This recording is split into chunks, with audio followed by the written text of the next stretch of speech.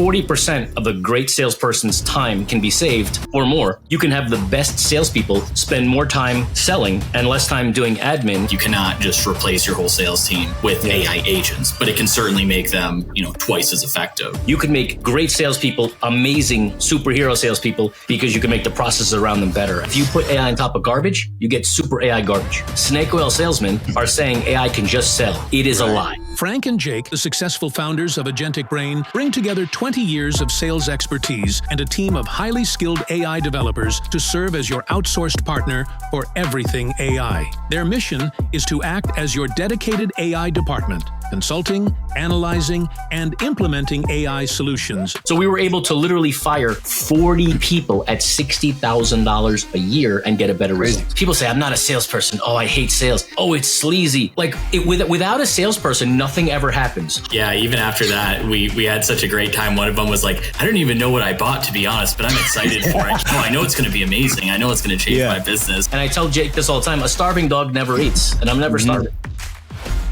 Could you guys tell us a little bit more about your company and why you founded it?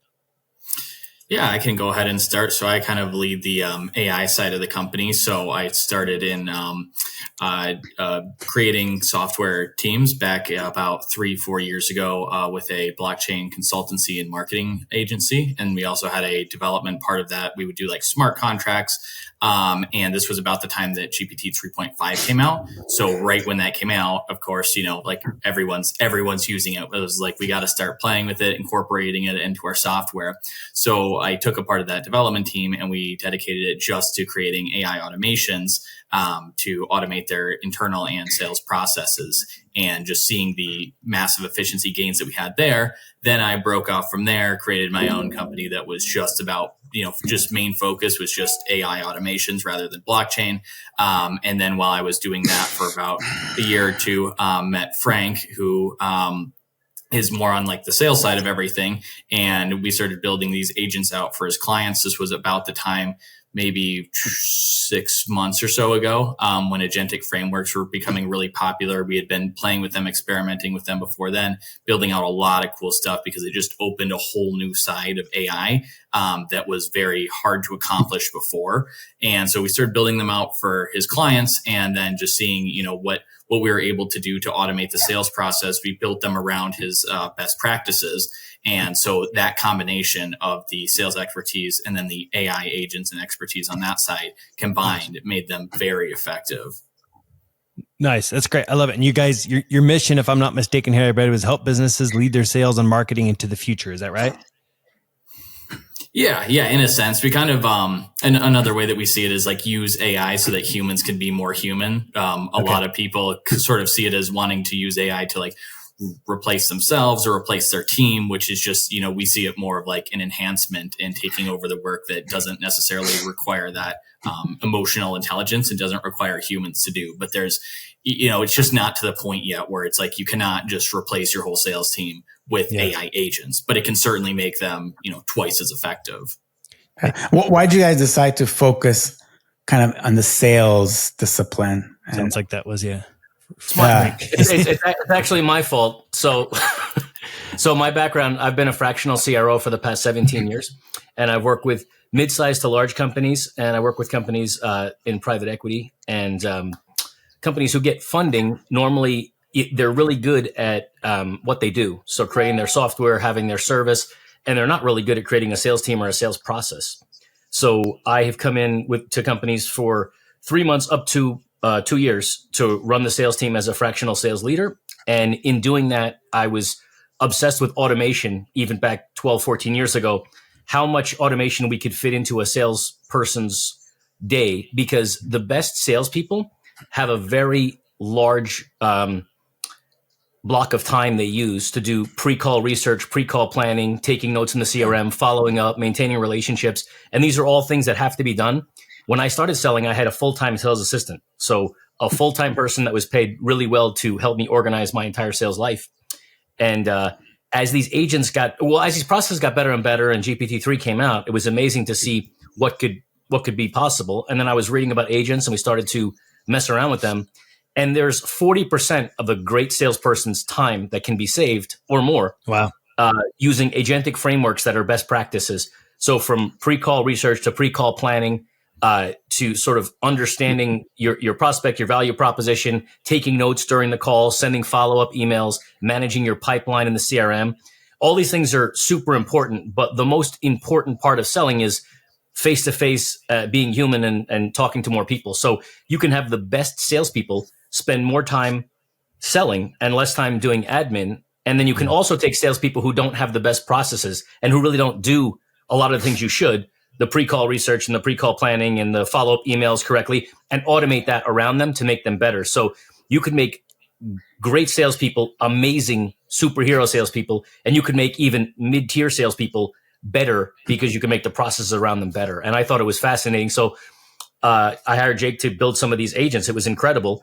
And we really think that 2025, and so does everybody else, is the year of the agent. And we've been creating agentic workflows for my clients, about 12 or 14 of them, and now rolling on to about 15 or 20 clients out the gate that we're doing for Agentic Brain. That's amazing. That's great. Your guys' story too is so interesting because when we talk about people coming together based on their expertise and kind of that marriage there is brilliant. It makes so much sense. I'm curious. You guys have mentioned obviously agents. I think people are more familiar with, but when you say agentic workflows, can you just clarify the difference of those so that anybody listening understands? They're it kind of you can use them interchangeably. Agents are built off of like tools and workflows. And then the agentic way of doing it is kind of using the AI to have the dynamic decision making. So you could say agentic workflow or just like agentic agent, essentially. So not that they necessarily mean different things. Cool. Just, want to make sure clarifying in case anybody's like, wait, where do I find this? And is this another software that's out there? So I am curious, and actually something that you had just mentioned, it sounds like a lot of this, when you just described some of the things that could free up that 40% of the time, Frank, are you guys playing yet in the, I don't want to call it the aftermath of that, but the piece that's actually also looking at and analyzing some of these conversations or calls? Or are you mainly playing upstream of that? No, we are building agents that analyze calls based on sales training. So what we do, it's pretty amazing how this stuff works. And this is Jake's department, but it's me speaking in the training. So I know it's amazing how it happens, but I'll do 10 or 15 training sessions with clients and their sales teams, let's say in person or usually on video chat. Mm-hmm. And we'll record those trainings and we'll take those trainings and turn them into transcripts. And then Jake takes the magic and trains an agent to actually listen to the phone call and give them feedback on, say, hey, Frank said do these 10, 15 things. Are you doing them? Love it. And it kind of scores them. And we can dynamically create a different sales training methodology because some products are longer sales cycle, shorter sales cycle. Some products are more expensive or less expensive. So during the training process, when I'm speaking, a lot of times I'll say things again and again and again, but the agent will listen to the call and say, wait a minute, you asked for the close and then you said, you didn't just shut your mouth. You said something else and that was whatever. So depending on the client, we can create a specific training agent that is sort of teaching my methodology every time, which is kind of cool. That's awesome. I love it. And then in that scenario, is it here's the feedback after the fact, or is it actually, on one person's side of the screen having anything that actually says, don't forget this, or what's that look like? Today's the feedback after the fact for training, and certainly it is very possible to do it during the call, and we're playing with that now. Yeah. But it's a little bit, it's interesting because I've seen that happen, and I play with those tools, and it's a little bit hard to focus on feedback and fluidly speaking. So I've given some of those programs to some clients, but then you'll see the salesperson sort of being like, right. Stopping and then they're oh, wait a minute. Sorry, I didn't mean to say that. So I think those tools are awesome and they're definitely, there's value there. But after the call, getting the analyzation is great. And then we take the clips of the calls that they kind of made the mistakes or said the good things and reinforce them into another video. So we can clip up the video calls they had and be like, these are the top 20 hits that you did, and these are the top 20 mistakes you did. And it's not to make anybody feel bad. It's just to, you can train a team 10 times faster with AI. Yeah, that's amazing. I love that. Just as you say that, I'm like, that might even make a salesperson out of me, which I'm not. Is it kind of industry specific, or does this what you guys are building can apply to any salesperson? No, over the last 17 years, I've worked in luxury goods, insurance, SaaS, FINRA products, financial products. So it doesn't really matter. Selling, there's a basic structure of selling. You could sell onions, beds, stock, crypto, planes. It's human beings, communicating with each other and building relationships. And you buy from people you like and you buy from people you trust. And there's certain things you can do during a call to make someone like you and trust you more, just based on being prepared and making that happen. So that's amazing.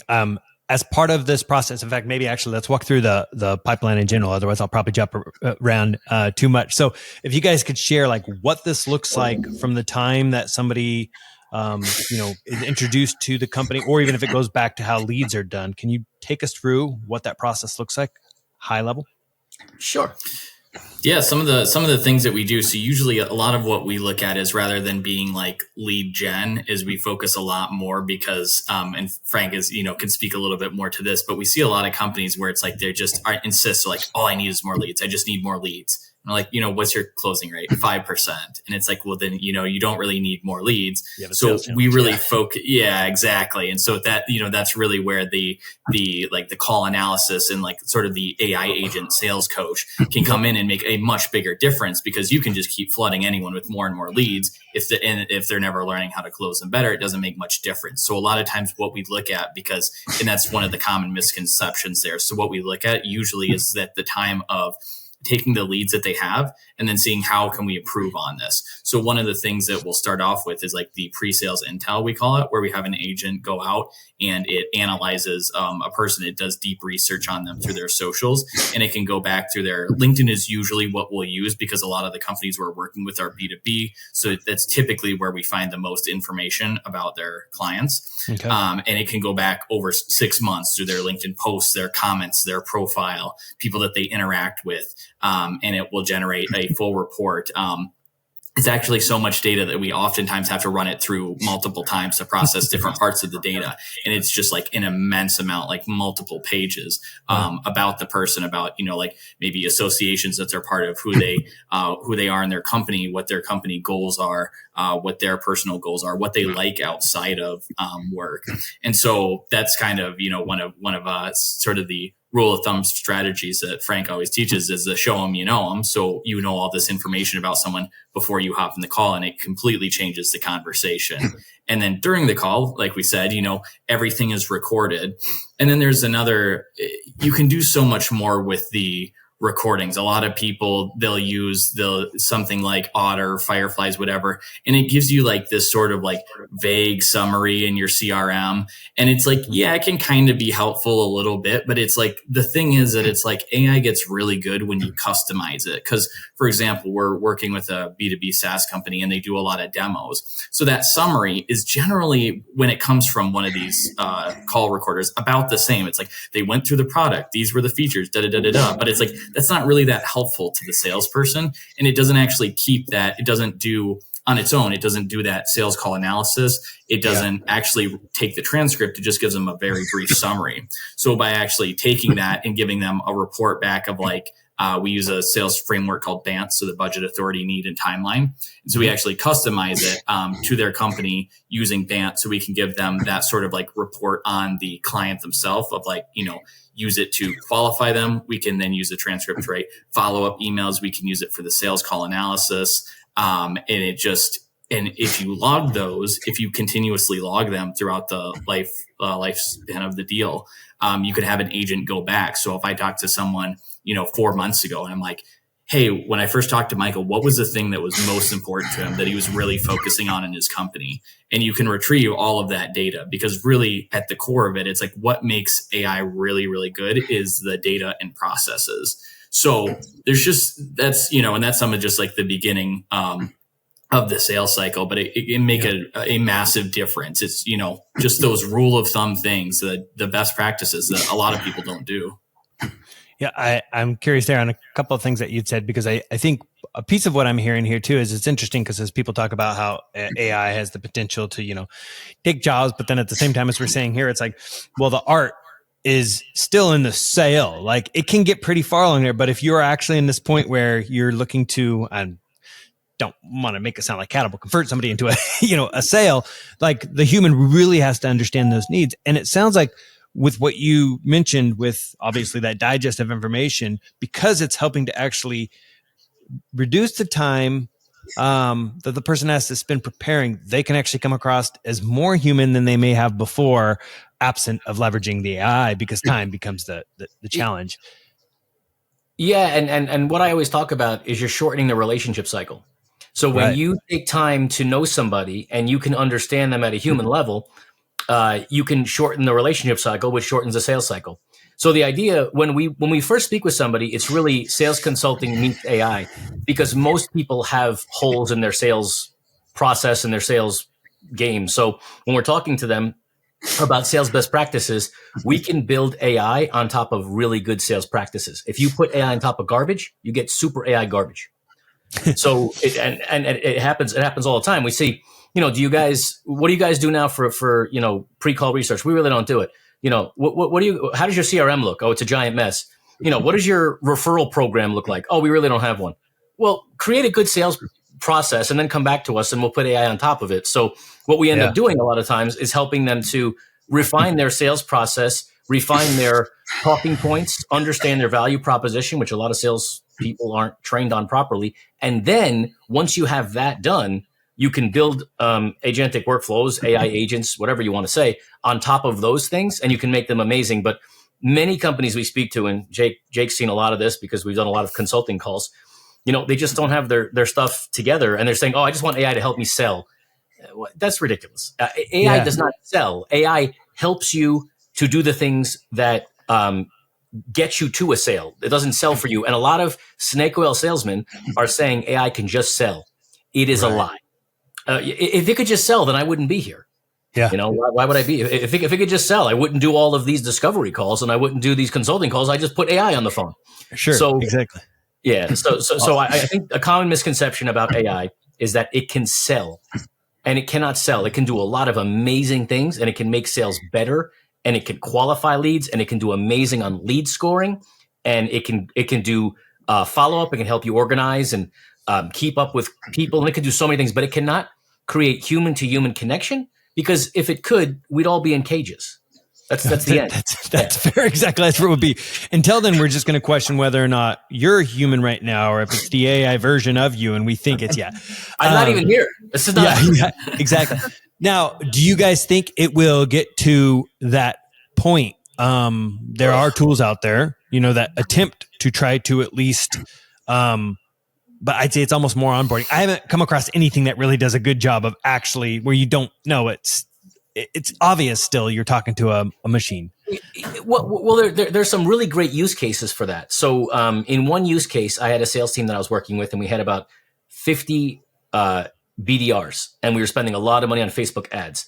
And these BDRs were basically people just picking up the phone and qualifying. So you go on Facebook, you fill out an ad, and you put your name in there, and you get a phone call, and it says, hey, Michael, I want to ask you 3 questions. You fill out this, thank you, fill out the form. What state do you live in? How many employees do you have? And are they W-2, right? Let's say those are the 3 questions. After that, they would transfer them over to an account executive. That's all they did. And you're talking about 50 people making $60,000 a year doing that. And they're in their 20s. Managing people in the 20s brings its own challenges. Sure. As we know. And any generational, there's always yes, certainly. I don't political correct way of saying it. I don't want to sound like an old man, but so basically, it's speed to lead, right? You fill out the form, and the faster you get that phone call. So if you think about speed to lead for a second, you're on the beach, you feel fat and disgusting. You fill out a form to go on to join a CrossFit class. You're in the moment, and you feel terrible, and you get a phone call a minute later. You're converting. But if they call you 3 days later after you fought with your wife and you've got your clothes on, no, you don't care. Yeah. So speed to lead matters. So what we did here in this use case, and the story kind of wraps around, is we had voice AI qualify. So we had them fill out the form in 1 minute or less. They got a phone call, and it was a quick phone call, and it said, hey, Michael, I'm a digital assistant created by this company. You just filled out a form. I'm going to ask you 3 questions and transfer you to a human in 1 minute. So the speed to lead was 1 minute. it told you, I'm not human, but I'm going to ask you 3 questions and transfer to a human right now, right? And it increased. So we were able to literally fire 40 people at $60,000 a year and get a better result. Crazy. So that is a great use case because the AI is not selling, it's qualifying. That's a very different thing. Yeah. That's really interesting. Especially, I mean, when you talked about speed to lead there, and that's why I was curious before how much might happen. Cause I guess we're using lead, there's a lead that's already arrived and then there's trying to get the leads to show up in the first place. But in this case, with what you just described, I think there's intrigue also, at least today, when this says I am AI and I'm asking these, like actually for me today, I'm like, all right, I'll give you a hint. I'm almost more intrigued than I am of the person who jumps on it and is like, I could tell they're about to break into sales mode. So it's actually an interesting icebreaker too. Well, it's great because the company, and we've used several companies, and now we actually have a model that we sort of use ourselves for voice AI. But the company that first introduced me to that, I set up a sales call with their rep. And the day before the sales call, I got a phone call. And it said, hey, I'm a digital assistant created by the company. I know you're speaking to John tomorrow, but you could talk to me about anything today and just kind of see how I work. And I was like, yeah, right. And it's like, no, seriously, I'm not kidding. And I was like, wow. And I talked to this thing for like 20 minutes. And I was terrified at first. And then I said, wait a minute, this is crazy. So if you think about the savings there, you think about that math problem I just gave, 50 people, $60,000 a year, getting rid of 40 of them, having a better result, right? And it's not even that it's like apples for apples, it's a better result with saving money. It's just hard to, like, we're getting to them faster. We were converting more of them. We were transferring more of them. And yeah, a small amount of people get upset. They're getting called by a robot. I don't really care. But that didn't matter because the speed to lead and the quickness of getting it to an account executive really mattered. If you're a human and you've got a queue and you've got all these numbers in front of you and you call up one and it goes to voicemail, it gets put back in the queue and you got to call it later. But this robot will call you every 2.5 hours, never not call you, and just keep going. It will not get in a fight with his boyfriend. It will not run out crying. It will not come in hungover. It will just do what you say.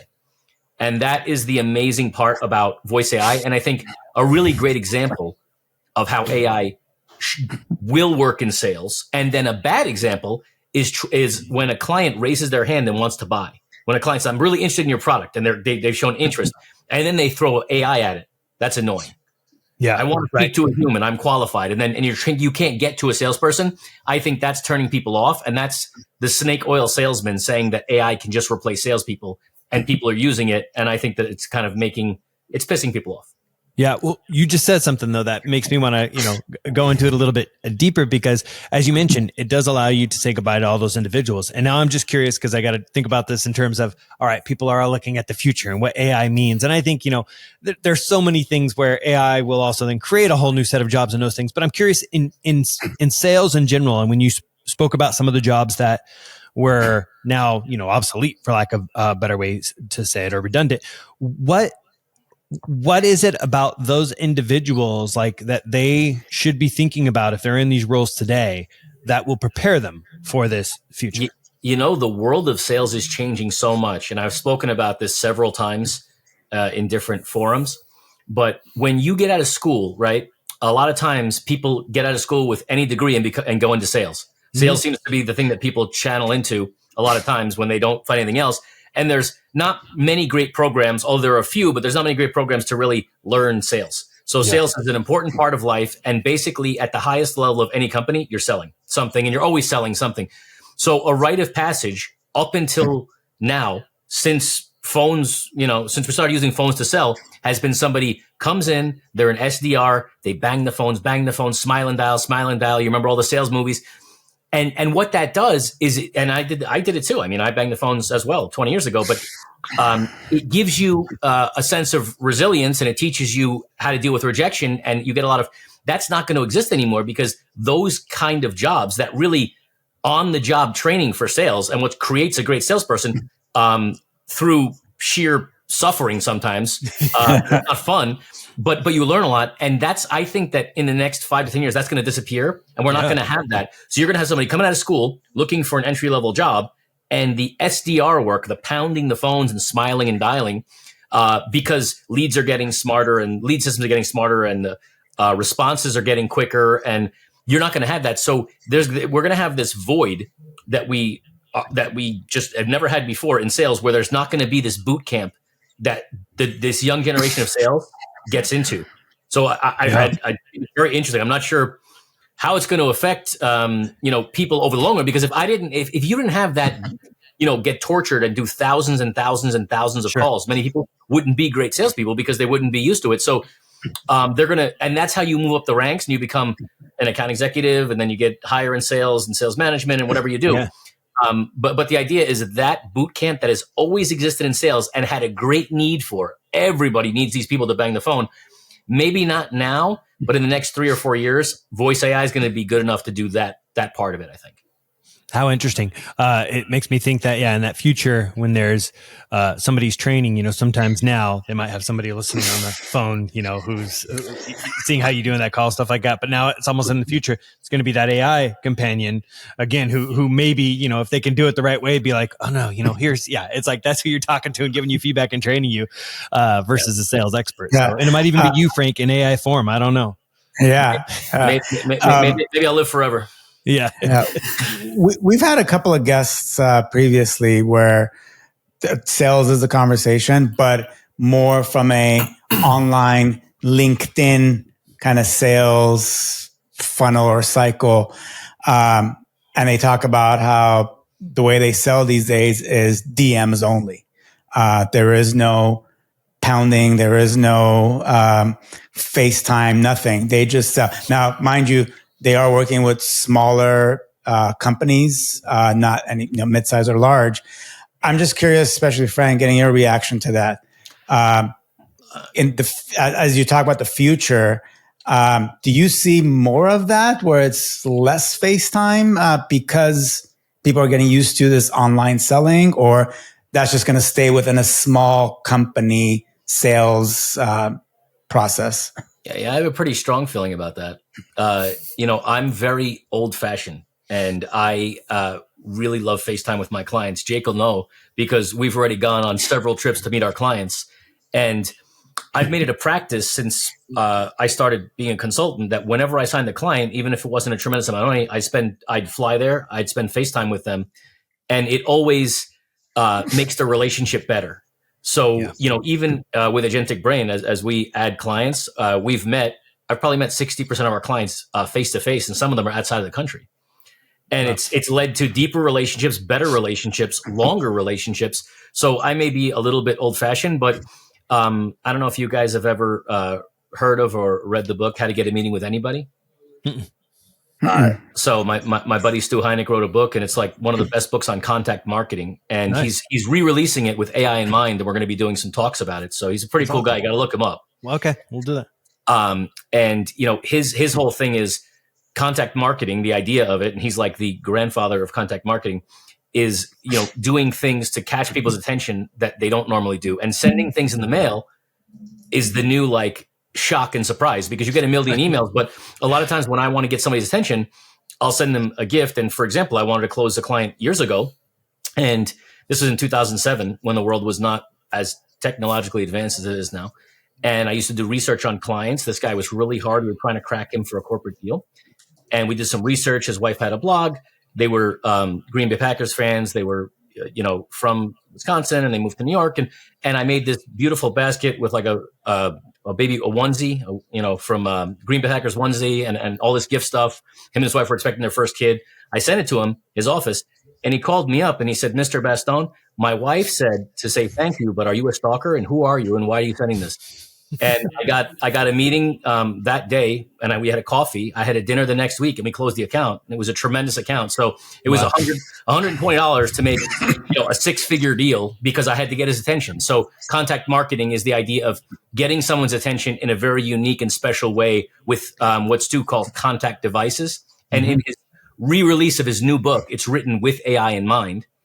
And I gave a little blurb for the book. It's pretty exciting stuff, because he's been one of my sales heroes right in that book, and I have a lot of my clients buy that book. But I think that, in the longest answer in the whole world, I'm very old-fashioned, and I like to see my clients in person. And I think at the highest level of selling, that will never go away. Yeah, it's funny too, because when you say that, that's the struggle I always have when it comes to like sales, because the introverted side of me sometimes doesn't want to necessarily go out and meet everybody. But at the same time, I'll admit when I do that, there's a difference in how that transforms. And I actually prefer it once I push myself out of that comfort zone. But the minute I think about sales at times, it can feel a little bit sleazy, but the people I always thought about that were the best salespeople to me are the ones who are basically what you just described. They're the person who actually you could see genuinely actually cares. They're not just trying to sell something to you. And I think I then run into this issue with DM sometimes where I'm like, you're already telling me you don't care because you're trying to just sell me through a DM without really knowing me. I mean, Jake, there's a perfect example, right? Last week we were in Florida meeting a client and we signed 2 new clients. We brought them to a steakhouse. We had 2.5-hour dinner hanging out with them. I truly enjoy them. They're great people. I like people and I always have. And so does Jake. And we had a great time. And we developed a relationship that would probably take a year on the phone. Totally. That we developed in 2 or 3 hours. And yes, selfishly, we're probably going to get some referrals from them because they love us, which is awesome. And I appreciate that. But we also had a great time. And if we didn't, I don't care. Right. So, well, and that's the other thing. It's great. You're like, gosh, I get to hang out. We get to meet, great people. And at the same time, also happens to fit well into the job of what we do. And it feels good because, you're bringing them solutions that are helping them, which helps the relationship in general and just keeps building on that trust. Yeah, we want to work, and Jake will say this. We want to work with people that we like. And, if we don't like people and we're not a good fit. So if they're not a believer, if they're not excited, me closing somebody is the worst thing you could do. Yeah. When you go into a relationship, it should be like a sales relationship, should be like a relationship. So we're both excited to do this. And, Jake will tell you, we had such a great time in Florida. It's like, we were just having fun with guys we like. And now they're cool. They're our friends. And we're also going to do an amazing job for them. So it's like, that's the kind of company we want. Jake, I think you agree? Like we had, even after that, we had such a great time. One of them was like, I don't even know what I bought, to be honest, but I'm excited for it. He didn't even remember what the agents were, nor did he really care because he's like, I know it's going to be amazing. I know it's going to change my business. So it was super cool. And I think that the new way, I think that AI in a way, and with a lot of lower tier jobs that it may begin to take, I think that it makes the people that are skilled stand out more because kind of the new way of, sales, like you guys are saying, is like, just keep spamming people in the DMs, people, and nothing wrong with using it for lead gen, but the whole personalized cold email. And it used to be like, it would stand out to people because the old way was just blasting the same email to 100,000 people. Maybe someone replies. Then you're using things like Clay, data enrichment, AI to write the emails. It seems like, this person wrote it to me. But now that's being so abused that it's like, it just doesn't stand out. And the cold email gets more and more spammy. It gets harder and harder. So then the strategies like this of just like actually being a human and going to meet someone, like, I can't think of too many other people that will go do that. And I think it's the idea of just like the more leads versus actually like long-term clients that will give you referrals, that will be your friends. They'll stick with you forever. And it's just a much stronger relationship than just, blasting out emails to people that you don't even know, pretending to care. That makes sense. Go ahead, Frank. You look like you're going to say something. No. And if you have clients that are, like super fans and good clients, I've been really blessed, in life in general, right? In many ways, but I've been blessed financially with clients that I really enjoy. And I have a small amount of clients that have given me so much because they're high tier, high caliber clients that I get very great introductions from. Yeah. And I focus on those things. And when I see somebody like that and I want them on my network, I don't just want to close a client to make a few bucks. I want to close a client to have a lifetime relationship. And I have a huge, like a whole methodology, which we could get into. I mean, that's a whole nother world, but of the way that I track my clients, and I send them gifts and I send them cards and I keep track of them, and I have a meticulous system of doing it. And that's the way to do it. There's a book, Giftology, which you guys maybe ever heard of or read. But So incredible book. The guy's an amazing author. Last year, tragically, he passed away super young. But it is, if you can really embrace your clients and want to do the best for them and bust your ass and see great results and have a relationship, one client can be so much of a lifetime value. People are always looking for the next client, the next client, the next client. And it's like, I don't need it. Thank God I'm at the point where now I'm able to be blessed to meet a guy or a girl or client or company, be like, that's who we want to work with. And if not, that's not who I want to. I don't care. Right. I'm not going to try to close anybody. Silly. In kind of around the same topic, certain industries or service or a product that might have a really long sales cycle. It takes 6 months, 9 months to finally get the sale because it's a big dollar amount.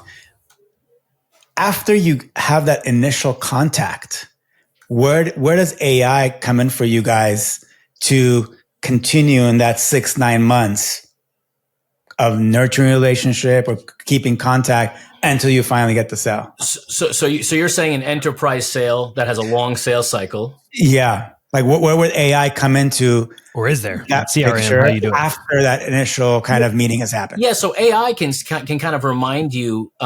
You can teach AI to kind of remind you to keep up with people on specific events. And there's also great AI tools that we're developing that work on triggers. So, for example, if I put you in, like, let's say I used to use Google Alerts back in the day, and I would put you in a Google Alert.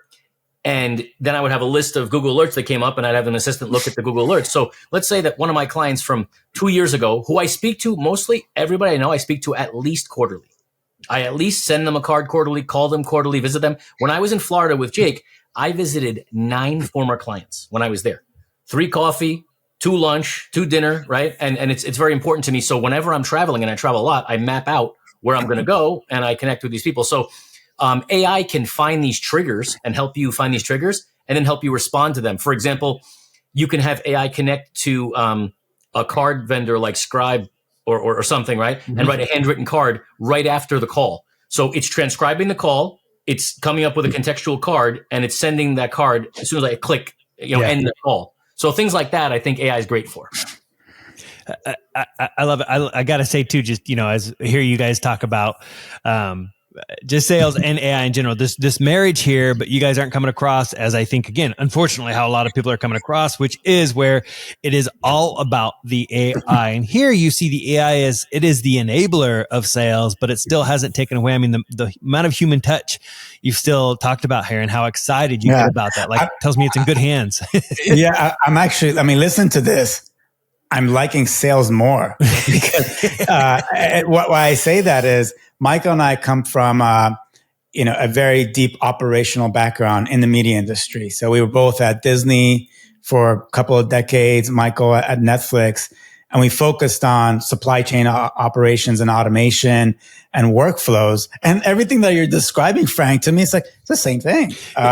You're just applying it slightly differently, but it's so similar to the innovation and efficiency and everything. It's just that the end result is a sale versus our end result was getting a movie out the door to distribution. Yeah. And you know what it is too? Once you start to think in this mindset, people say, I'm not a salesperson. Oh, I hate sales. And I'm like, why? Why do you hate sales? Oh, it's sleazy. Without a salesperson, nothing ever happens. Hospitals don't get built. Buildings don't get built. So it's just effective communication. This is a software, not ours, but basically it maps my connections. So this is one of the softwares I use to keep track of my connections. So it sort of goes through reminders for people, birthdays people have, contacts, keep in touch. Great. And this is really cool. So when we travel, we actually, I say, Jake, we're going to Florida. And literally I go here and this is not updated. I got a few, it's not everything because I'm transferring here, but I'll say, I'm in South Florida. There's 13 people here. Who are they? Let's meet them. And I'll go and hang out with 10 people in Miami. And literally whenever I travel, this is how I do it. So this is a new program we're switching to. And the old program is not quite as visually appealing, but I haven't imported all of the data. But this is basically the idea of the people that I know around the world, clients, friends. And whenever I travel, either internationally or nationally, this is what I do. And so I thought you guys might appreciate that.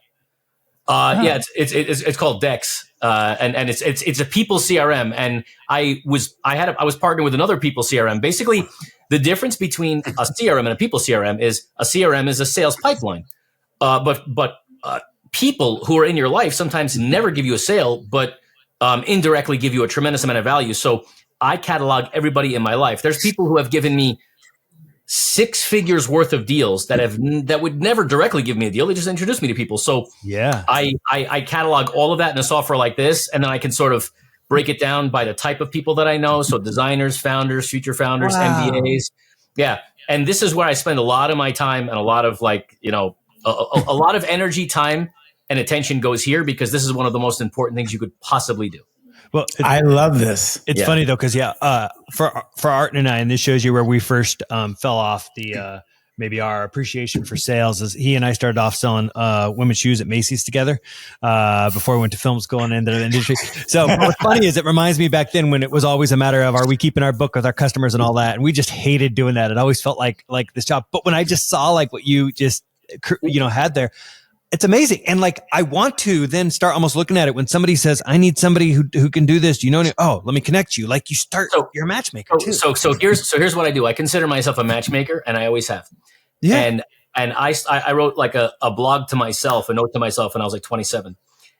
And I said, how can I add the most value to this world? I said, let me go shopping. So I started a networking organization back then. And when I met someone, I said, hey, my name is Frank. This is what I'm doing. I was consulting, and I was starting to get ready to be a consultant. And I started my business when I was 29. This is when I was 26 and still selling. And I said to somebody, who do you want to meet? And I write it down on a piece of paper. Who do you want to meet? And then I would have this big shopping list, and it was all like manual, and then it was on Excel. and in any room that I go into now, at my age, trust me, I know somebody who can get value from the room. So I was in Vegas. And I was there for a trade show, and then I stayed for a couple of days to hang out. And somebody said to me, Frank, another friend that was coming for another trade show. Hey, Frank, I've got an extra ticket to this trade show, and it's a car trade show. It's car dealerships. And he said, do you want to come like walk the floor with me, whatever, see the events? I said, yeah. So I looked up in sort of my software, because everything's cataloged. And I've got a buddy who just 8 months ago launched a SaaS product to advertise for cars. So I went in there. And every guy I met, I said, I've got this amazing product for you, my friend. I gave my friend 14 introductions, and I made $18,000 passive income in an hour and a half walking around, hanging out with my friends. That's awesome. And he's like, and he was super happy to pay it, by the way. It wasn't like he says, Frank, oh my God. I said, look, I didn't have anything to do anyway. I'm in Vegas. I want to go to these cars. So I just went in and said, what's the most valuable thing I could do here? First of all, I believe in his software. He's an awesome guy, and I trust him, and I like him. So it's not just trying to sell something. Yeah. Second of all, that's what I'm doing. So I walk around. They say, hey, what do you do? What do you sell? I don't sell anything. I don't do anything. I said, I've got some friends who are, have these products and this really cool product. And it's like, oh my God, have your friend call me. I send this guy 14 business cards, and I make $18,000 in one day. And it's not to throw numbers around, but it's exciting that you can do that and have a great time. And I was like, I love my life. That is crazy. Yeah, I bet. I mean, how cool is that? And then actually how much that probably helps you come across even better when you're telling people, just a friend, like there's just this thing that. Yeah, I could care. Listen, I could care less. It's like, but that's the whole thing. The way I look at life is like, take it or leave it. I am who I am. I'm here to add value and be cool. If you want to work together, amazing. If not, amazing. And, when you look at life like that, and I tell Jake this all the time, a starving dog never eats, and I'm never starving. So it's like, it's great. I'm happy to be part of the conversation and have a great time. And if I don't close anybody, I don't care. So when you have that attitude, you do, which is strange. But now for you though, you can have that today, but earlier in your career, did you always have that, or did you have to get to a point where you could feel that, call it safety? Well, like financially. So I grew up not the wealthiest. We weren't so wealthy, and I was blessed to meet great people. I dropped out of high school. And got a job selling in New York City. So financially, no. But I always kind of had a little bit of a confidence about me and making it happen. I started several businesses by the time I was 27. And I started this business, which I still have in different ways as a consultant at 29. And at 31 or 32, I had a major hit for me that changed everything. And then I didn't really have to worry that much anymore. Nice. Necessarily, like it wasn't like, yachts and Bentleys, but it was like, hey, for a regular guy like me, I didn't have to worry about, the rent. Yeah. Which is cool. So after that happens, you get even more detached. And it's all about lifestyle too. I don't want to get into life choices, but when somebody makes $1 million a year, they could spend $4 million. So, if you make enough money to be comfortable and then the outcome really doesn't matter, it's amazing. Because Jake and I, when we get on a call, I'm like, let's get in a call. If the customer loves us, awesome. They're smart. If they don't, that's totally cool. We're not going to close them, because the clients you close are the worst clients. Like, no. Like if they're not like, I want to work with you guys. You're awesome. And we have a great relationship. And I said it to Jake when we started. I was like, and we both agree, even if it's a great money opportunity, if they're just kind of like a I hate to say it, it's just like a dick. I'm not dealing with them. Yeah. To be honest with you. No, that's good. Yeah, that's fair. I like it. So, I'm curious here too, because you guys had said something earlier about how a lot of companies don't necessarily always have the most defined sales process, which again sounds amazing in the way that you guys are also able to help them there. But I'm curious for, assuming they're open to it, but for a company that's, just starting, for example, and they're thinking about their sales process, should they be thinking about it with an AI first approach, basically, or should they just literally be calling, doing that, and then eventually work a process out to add automation to? No. Of course, you worry about the process first, because I want to be a bodybuilder, but I'm not going to sleep every night. I'm going to go out and do drugs. I'm not going to eat protein. I'm going to eat McDonald's every day. Yeah. I'm going to, but yeah, then Frank, give me the advanced bodybuilding program. Yeah. No. You've got to do your reps. I know Jake hears the stuff all the time, but you've got to do your reps, right? And you've got to have it done. And what people say is I just want AI. And, I heard there's going to be an AI company, and this is a big quote, and I don't know who said it, but there's going to be the first AI company with, one person, $1 billion company with all agents. Sure. Maybe at some point, but not now. And when somebody starts and they say, I just want to create wealth and this and that. And then I think you have a lot of the snake oil salesmen on LinkedIn. And not, it's not anyone in particular. It's just the younger crowd has we know. Yeah. So the fake guru types, and I just cannot stand, and they make me want to throw up. Yeah. You pay $9.97 for my dumb course, and then I'm going to teach you how to be a billionaire, and AI is going to change. It's a bunch of lies. Yeah. And it's just like the body thing, right? Take this pill and you're going to look like a Marvel superhero. You're not going to. Right. So sales, and I'll end this with that. Sales is not complicated. It's just not easy.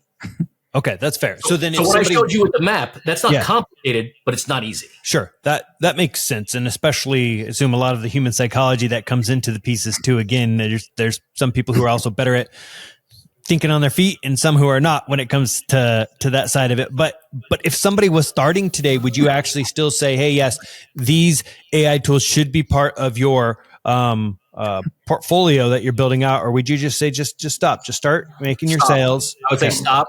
So they can come to me and say, they come to us, and Jake will know this too. They can come to us and they can say, Frank, I want to buy AI. I've got 2 salespeople. They're really not trained. We don't have really an ICP. No.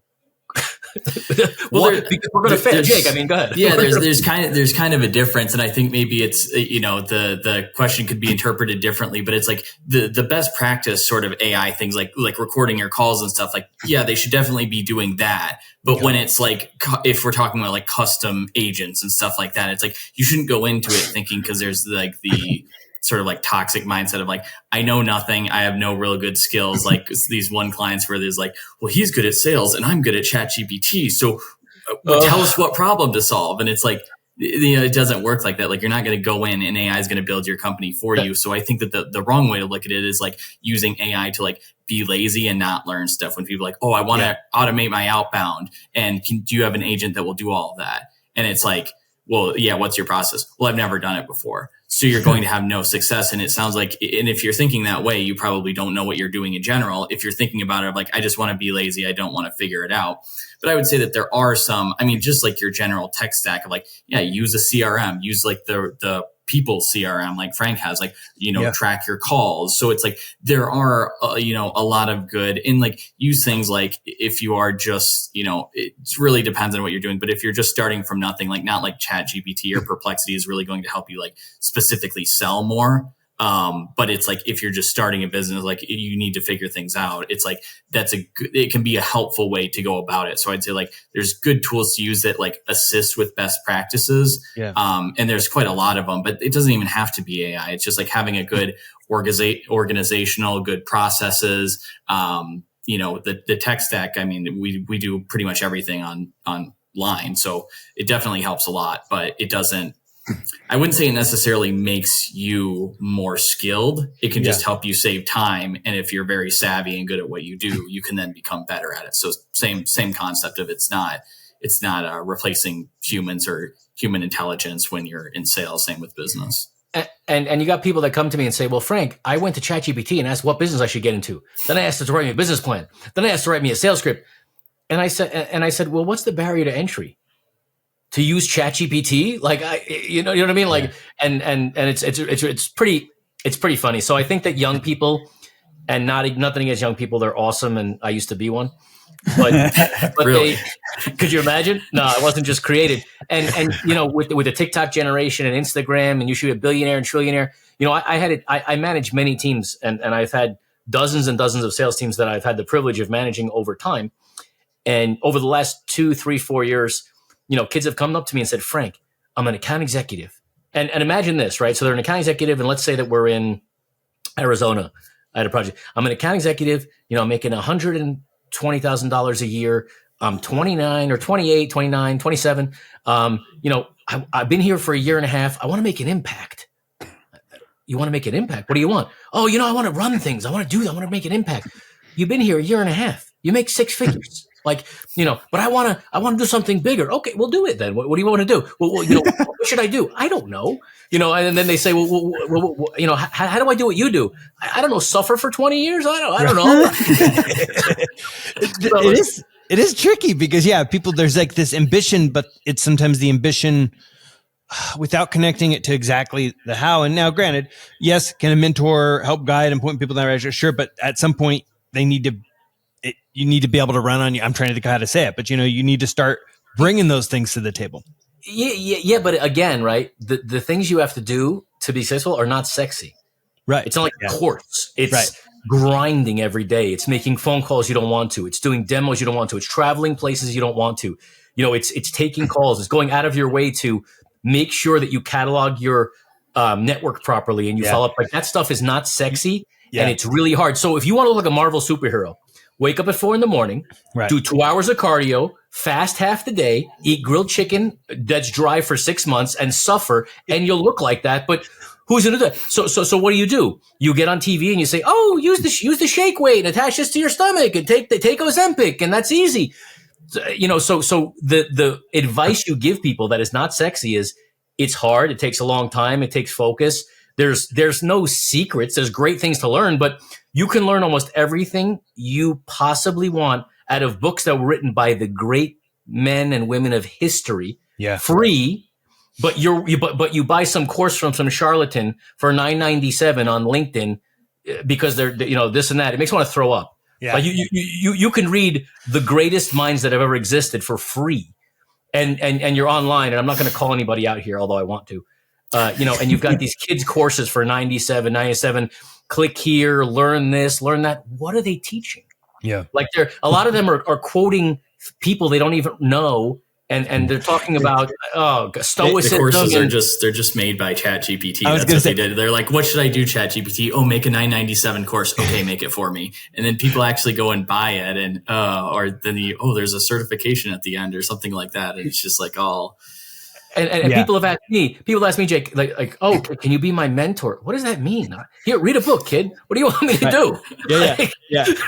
I had somebody who said to me once, hey, could you be my mentor? I like having older mentors. And I'm like, well, what kind of a approach is that? Like, that's it? You just want because you think an older mentor? I'm like, yeah, exactly. I'm like, no, you just lost me. Here's our lesson as the mentor mentee. Don't ever say that to your mentor that you want. So, and I'm not saying that there's not some amazing, smart, hustling young people that are doing it, but I'm saying that most people that are doing it are not talking about doing it online and selling it. They're not selling a course. They're young, grinding, founding a company, doing a great job. They're not out there saying, oh, buy this and you could learn to be an influencer. And that word makes me want to throw up almost physically.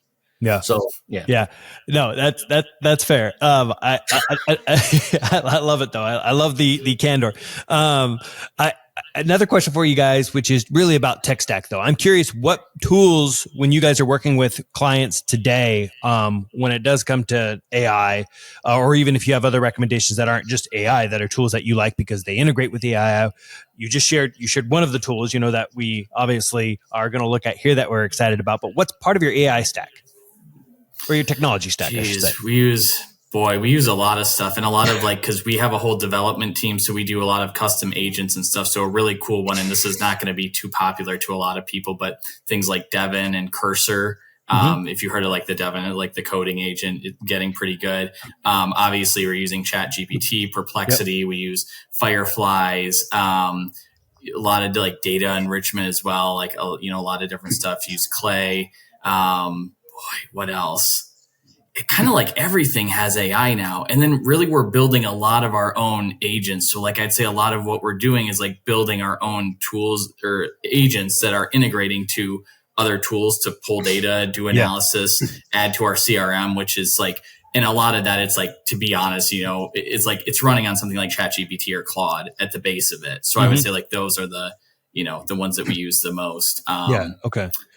So, yeah. And then you mentioned Clay. Clay is similar to something like Make or N8N, or is Clay different? It's more for like data enrichment, prospecting. Oh, okay. You can use it for a lot of, like data enrichment is kind of the cool thing about it because there's a million like data providers. Yeah. But with Clay, it's like they're all integrated into one platform. So you can find out really like, and that can really help with things like pre-call research and those sorts of things. It's just like, gathering the information and not having to have a million subscriptions. Okay, so, got it. That would cost you thousands of dollars. So yeah. Have you looked at the tools? Like, I don't even know what would you call N8N or Make or one of those? Yeah, like Make, Relevance, Zapier, N8N. Yeah, we'll sometimes use those for like prototyping. And occasionally like they're good for like the lower hanging fruit, like the simpler solutions. You got to go advanced. Yeah, exactly. It's just like, it really depends on like the client, what we're trying to solve. Like I've used all of them. I know how all of them work. We use also not really AI, but we use Go High Level because they have a really nice workflow builder, a lot of automation. And there's really a lot that you can do with automation and AI workflows that are not necessarily agentic. And then for more complex stuff, you make it more agentic so it can dynamically use those workflows and tools. So definitely use those too. I think that they're all great. N8N is getting really good. They're all getting really advanced. There's things like LangChain, FlowWise, Stack AI. So many things. Postman is making their own agent builder. So, but at the core of it, they're all like, not that they're all very impressive, but a lot of them are doing the same things. And if you look at something like LangChain itself, a lot of them are kind of built on top of that. And it's like, it's existed. It's just that everyone puts their own UI and spin on it and then makes it, click and drag UI. So I guess that's maybe a reason why we don't go around and use every single tool out there. I mean, I try them a lot, but we really stick to like a small number of ones that we really believe are good. And then I think, some of the other softwares like Salesforce and HubSpot, Salesforce has Agentforce. So we have a client of mine that is switching over to Salesforce, and we're going to be managing that workflow, and we're going to be helping implement their Agentforce because we build our own, but also we work on agentic workflows, and we're a consulting firm that solves problems with AI. Mm-hmm. So if somebody has HubSpot and they want to use HubSpot agents, we can help them with that. If somebody has Salesforce and has Salesforce, so the idea is not just like the agent itself, how to use it the right way is really what it's all about. So setting it up, and some of these companies have tremendous setup fees, and we find that we can do it for companies more economically, and also we can do it for companies with more of a sales consulting mindset rather than just a person from Salesforce setting up an agent saying, "What do you want it to do?" We should say, "Hey, we're going to set up the agent, and it should do this." Right. That makes sense. Have you guys thought about, since you have this level of expertise, of actually saying, "Hey, for this industry, we're actually going to act as their sales representative and build up the modern day call center, if you will," but it's not really a call center, but it is in that your people are trained to be able to handle things like this, but they leverage AI as part of it. So you could do it at a fraction of the cost of others. Yeah. I mean, it's definitely some of our value proposition and what we talk about all the time. So, certainly we have a few companies as we're scaling and getting more developers, and we have the team's getting big already. But we're starting to talk to some enterprise clients and one thing that we do, and I don't know if we mentioned this, but I think it's important to go over quickly, is when we go to a company, a lot of times they say, "How do we even use AI?" So the first call is really a consulting scoping call. Like, okay, let's talk about how you use AI in sales and marketing. And then once we get into a company, to make it very clear, we also build a lot of AI inside of companies that has nothing to do with sales or marketing. But when the company, so what we do is we're building the sales function first. That's how we get in, because that's my expertise. Then it's the marketing certainly goes with that. Then customer service and customer success goes with that. Referral building, right? But then we had a client that says, "Hey, you know what? There's this big form we have to fill out after the sale because we have to submit something to the government, and we can have an agent do that. It would take 30 minutes. An agent can do it in 1 minute. So we can do anything with agents. Well, Jake, no, not we. Jake can do anything with agents. I cannot. Sorry. But as a company, we can do it. So the way that we get in, because you can't boil the ocean, we couldn't just say we're an AI company, come work with us. So the way that we get in is through sales expertise. But once we're in, we can sort of build agentic workflows, agents for all kinds of things in companies. So right now we're looking at some things in finance, in the back end, billing, customer appreciation. There's so many things you can do, but I like to go in the front door with sales, and I wouldn't advertise any other way because that's really what I know. Yeah. Love it. Okay. So if anybody here who's listening to this says, oh my gosh, I need to get in contact with these guys, how would they go about doing that? You can leave I can send you over our emails. So it's jake@agenticbrain.com and frank@agenticbrain.com. And also either of our LinkedIns, we can drop both of those, but that's really the best way to contact us. Sounds great. This has been an awesome conversation. Love it. Love the energy too. And I got to say, I love that you guys have been representing with your logos too. Think about this. Yeah. We do it on every call. And by the way, we also have backgrounds, and unfortunately we can't do it here, but every call that we do, we have these background offices. So all of us have different background offices. Yeah. So. I love it. That's great. It's one of those things in these almost 100 podcasts that we've recorded. I think maybe 3 people have had whether they're wearing or even behind them in the office, but it's a lost opportunity because these are all, it's like, why not? So it's good branding. Jake's even got golf balls with our logo. That's great. Yeah, he just got them for me for my birthday. They're super cool. I'm going to lose all those in the woods. That's exactly how I play too. So yeah. and if you guys want, I can also share the link with you. There's this Dex link that's really great. The personal CRM. And if you want to, and if you guys want to get on a call with me personally and see how I do it, I'm happy to explain it to you both. Oh man, I would love that. That would be good. We would love that. We would love that. I can give you guys a whole lesson about the methodology of what I use. We can go through the entire thing, and I think you guys will. I think you really benefit from it one way or another. So that'd be awesome. And then, do we get added to it? Will we become a face on there? Because that's what I'm really striving for. 100%. You're going to be there. Can I share a link here with you? Can we do in the chat here or no? Can we share that? No. Right? Yeah, you can drop it in there. Yeah, that's fine. Okay, cool. Yeah. And then that way, when you're up in the Coeur d'Alene area, that's where I'm at in Idaho. There we go. Very cool. I've got to get there. I just sent it to you guys. The few dots in Idaho there. You what? What, you might be one of the few dots in Idaho. I don't think at least I haven't talked to anyone else there. Most people are down in Boise. I'm still 7 hours away from that. So. Oh my gosh. Listen, don't make me come visit you. You'll be in trouble. Yeah. It'd be great. The snow's just coming off the ground. Come to LA. Better food here. Let me tell you. I've got that. Your next Vegas trip, Art. No, you don't have to ask me twice. I'll be. Yeah. All right. We'll be at the casino very quickly. Clients like, can you come see me? I'm like, when? Tomorrow? Let's go. I do have to say, me with a good time. Yeah, with Alex Ramosi, with their company based in Vegas, I'm like, oh man, so Brent, how easy is it now for people to be like, oh, Vegas, sweet, yeah, I'll meet you there, and then I'll have some fun while I'm around here. It's pretty smart location when it comes to that. It's kind of funny because I saw, and Alex Ramosi is great, he's a great guy and he's very successful. He's a great marketer, but it's so funny because some of the younger influencer folks go there and take a picture in front of his place and then post it for LinkedIn for inspiration, and that makes me want to throw up. Yeah, because they're now selling a course online for $9.97 using everything they learned from his. Yeah, no question. I saw someone who is not to be named, but they were like, "Yeah, I took a pilgrimage in Vegas, and I'm here in front of Hermosi's place at 4 a.m. And I'm like, I want to throw up. I want to throw up and kill myself. I want to go take a shower after I read this. It's so true, but at the same time, then you're like, man, what that man has built from this following is crazy. No. Yeah, he's definitely a very special individual. Yeah, but I know what you mean. Yeah. Oh, sweet Jesus! But let me tell you something. I wouldn't take a pilgrimage to go see anybody. I mean, unless if Zig Ziglar comes back to life, maybe I take a pilgrimage. That's your one.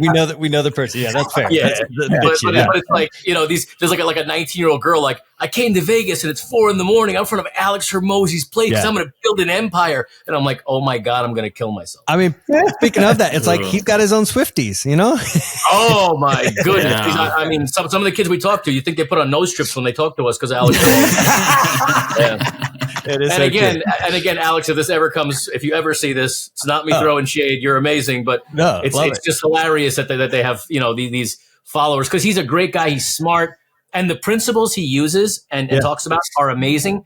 And they're also principles that are not, he didn't invent them, most of them. Nobody did, right? Tony Robbins didn't invent the principles that he taught in the 80s. Exactly. It's just sort of knowledge handed down and repackaged, and that's amazing, right? Yeah. And there's so many great, amazing people, and Hermosi is super successful. But when kids use that to try to sell their course, I want to, vomit. Yeah.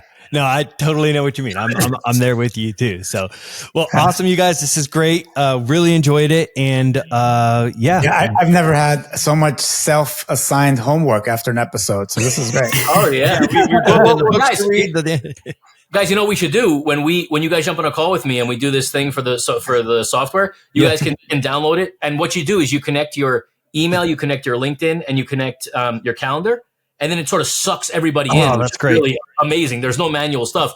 And then we can go over how I would categorize it. And I bet you in a half an hour, you'll have a better understanding and value of even keeping track of these people. It's amazing because with you guys' network, by the way, there's a lot you can do. So I love it. Okay. This is great. I can't wait for it. Yeah. That sounds good. All right, guys. Thank you so much for the time. Thank you. Great to meet you. Yeah, thanks for having us, Michael. If you enjoyed this episode, check out Matt's LinkedIn Sales Masterclass.